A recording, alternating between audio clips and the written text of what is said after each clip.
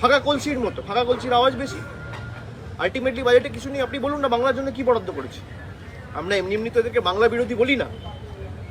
আজকে বাংলার জন্য আমি যদি রাজনৈতিকভাবে দেখি তাহলে বিজেপির 12টা এমপি রয়েছে বাংলায়, আর বিহারেও 12টা এমপি রয়েছে।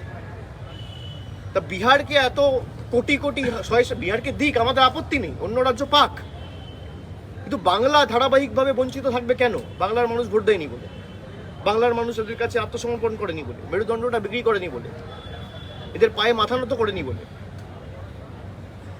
এটা স্বাধীনতা সংগ্রামীদের রাজ্য, প্রদেশ। এই রাজ্য এই মাটি কোনোদিন বশ্যতার শিকার হবে না, মাথা নত করবে না।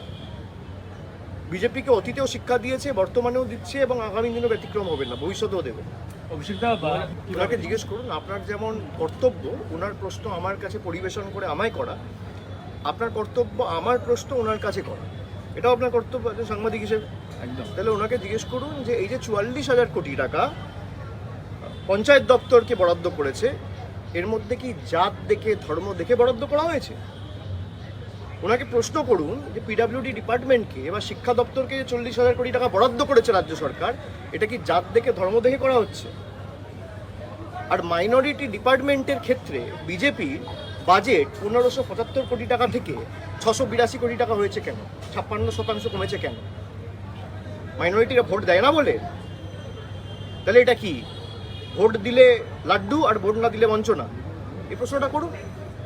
আমি তো ডেটা সোর্স লোকসভায় জমা দিয়েছি, তাকে এই প্রশ্নটা করুন যে রাজ্য সরকার শিক্ষা দপ্তরে 44,000 কোটি টাকা দিচ্ছে, পঞ্চায়েত দপ্তরে 40,000 কোটি টাকার উপর দিচ্ছে, পিডাব্লিউডিকে 6,000 কোটি টাকা দিচ্ছে, যারা লক্ষ্মীর ভাণ্ডার পাচ্ছে, যারা কন্যাশ্রী পাচ্ছে, যারা শিক্ষাশ্রী পাচ্ছে, জাতি দল ধর্ম দেখে দেওয়া হয়?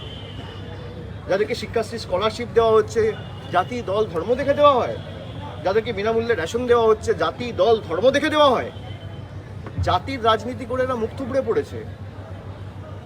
সুকান্ত মজুমদারের উচিত আত্মবিশ্লেষণ করে বালুরঘাটে যদি 5,000 ভোট বিজেপি কম পেত, হেরে যেত, পরের বার আসন ধরে রাখতে পারবে না। আত্মবিশ্লেষণ করুক, এবং মানুষ তাকে জিতিয়েছে, বিজেপি তাকে, এনডিএ সরকার তাকে মন্ত্রী করেছে, তার উচিত বাংলার জন্য কি করেছে গত 9 মাসে শ্বেতপত্র প্রকাশ করে তিনি আগে প্রমাণ দিন। এই প্রশ্নটা করুন। देखिए, ये तो उनका इंटरनल असेसमेंट है, ये तो उनका इंटरनल मैटर है। मुझे लगता है कि भाई आप चाहे अकेले लड़ो, साथ में लड़ो, पब्लिक अगर आपके साथ है। मैं आपको एक उदाहरण देता हूँ, जैसे बंगाल में we have said this categorically in the past that we continue to be a part of the India alliance for the larger and the bigger interest.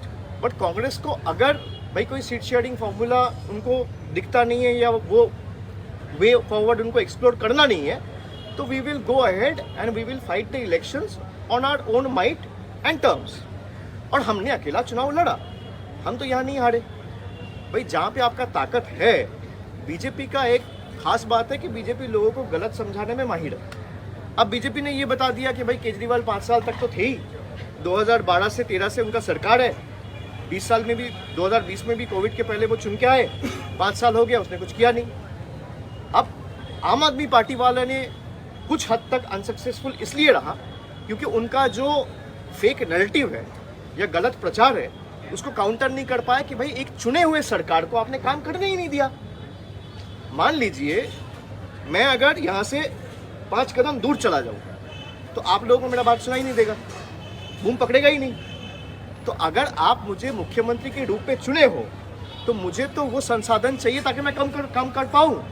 2023 में बीजेपी ने ऑर्डिनेंस करके प्रदेश की सरकार और दिल्ली की सरकार का सारा पावर ले लिया। अब इसको आपको जनता को समझाना पड़ेगा, जनता को गुमराह कर दिया। ये प्रयास उन्होंने बंगाल में भी किया था कि भाई हम तो सेंटर से पैसा भेज रहे हैं, तृणमूल वाले पैसा आप तक पहुँचने नहीं दे रहे। बीजेपी ने यही दावा किया था। हमने भाई कहा आपने अगर पैसा भेजा है तो 4 साल का व्हाइट पेपर रिलीज कर दीजिए। तो उनका जो झूठ है वो पकड़ा गया, वो अपना व्हाइट पेपर रिलीज नहीं कर पाया। तो बीजेपी ने ये समझा दिया लोगों को कि इतना दिन से केजरीवाल की सरकार है, कुछ काम तो किया ही नहीं। अरे भाई, आप एक मुख्यमंत्री को जेल के सलाखों के पीछे रख दिए, उसके कैबिनेट के 3-4 मिनिस्टर्स को including the deputy chief minister, सबको आपने जेल के अंदर रख दिया, और आप लोगों को ये समझा दिया कि भाई सरकार तो काम नहीं किए। भाई आपके हाथ अगर बांध दिए जाएंगे तो आप काम कैसे करोगे? तो ये बीजेपी सक्सेसफुली लोगों को समझा पाया, आम आदमी पार्टी ये सक्सेसफुली लोगों तक पहुंचा नहीं पाया, ये उनका व्यर्थता है। तो मुझे नहीं लगता है कि अगर अलायंस एक साथ लड़ते उसका बहुत महत्व होता। हाँ, 2-4-5 सीटों में ज़रूर फर्क पड़ता, बट दिल्ली का लोगों को ये लगा था कि भाई एक चेंज ज़रूरी है, चाहे नतीजे कुछ भी आए। मतलब डेमोक्रेसी में you have to respect the mandate of the people, चाहे वो आपको पसंद हो चाहे वो आपको पसंद ना हो। कि मुझे हरा दिया तो ये मतलब नहीं है कि भाई लोग गलत हैं। People in a democracy are never wrong, लोग कभी गलत नहीं होते। आपने लोगों तक पहुंचने में हो सकता है प्रयास किया लेकिन अनसक्सेसफुल रहे। आप अगर लोगों को ठीक से वही चीज़ें आप पहुंचा पाते, जैसे मनरेगा में यहाँ पे बीजेपी के सारे नेता मंत्री, देश के बड़े मंत्री आए, बोले मनरेगा का पैसा तो हमने छोड़ दिया है। अब भाई हम 50 लाख लोगों के पास गए, उनके साथ उनको दिखाया, उनको समझाया, उनसे चिट्ठी लिखवाया, फिर दिल्ली गया, हमारे ऊपर दिल्ली में हमला हुआ। तो हम लोगों को बताए कि भाई देखो आपका पैसा प्रदेश की सरकार रोक के नहीं रखा है, सेंट्रल गवर्नमेंट रोक के रखा है, और जो अभी तक रुकी हुई है। तो लोगों ने जवाब दिया कि नहीं दिया? दिया। तो आप अगर लोगों को समझाने में सक्सेसफुल रहे तो लोग आपके साथ रहेंगे। तो मुझे लगता है इस हार से सीखना चाहिए और आगे और मजबूती से कैसे लोगों तक पहुंचे, संसाधन और मजबूत कैसे किया जाए, उस पर प्रयास करना चाहिए। क्या 26 में तृणमूल अकेली लड़ेगी बंगाल में चुनाव? वो तो बोल ही दिया ना दीदी ने, और हम लोग तो अकेले ही लड़े हैं।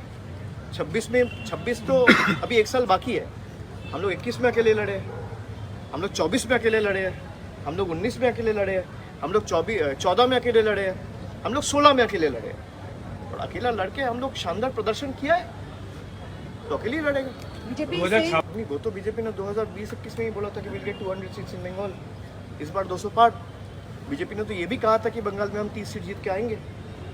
देश के बीजेपी के जितने भी बड़े नेता मंत्री हैं सब तो यही कहते हैं कि पूरा देश में जितने भी राज्य है और स्टेट्स है, सबसे अच्छा प्रदर्शन हमारा बंगाल से रहेगा। और जहाँ उनका 18 सीट था वो 12 हो गया। कहने और करने में बहुत फर्क है। कहने में कुछ भी दावी करें, कहने में आप 294 को 294 बोल, उसमें क्या है। নিউ দিল্লি অ্যাসেম্বলি কনস্টিটিউয়েন্সিতে বিধানসভায় আপনি যদি দেখেন যে 2020 নিরিখে প্রায় 20,000 ভোটার কমে গেছে, মানে ভোটার লিস্ট থেকে 20,000 ভোটার কমে গেছে। আবার কিছু কিছু জায়গায় 30,000 ভোটার বেড়ে গেছে একটা বিধানসভায়। এরকম দিল্লিতে যে 70টা বিধানসভা রয়েছে সব মিলিয়ে প্রায় 4 লক্ষ 4.5 লক্ষ লোকের নাম এক্সট্রা নথিভুক্ত করা হয়েছে, এবং সেটা 7-8 মাসের ব্যবধানে। এটা আমার কাছে খুব একটা জেনুইন বলে মনে হয় না। কমিশনের ভূমিকা নিয়ে কি বলবেন? কমিশনের ভূমিকা আপনারা তো দেখেছেন সবাই। কমিশনের ভূমিকা নিয়ে যত কম বলা যায় তত ভালো, গলা বিশ্রাম পাবে।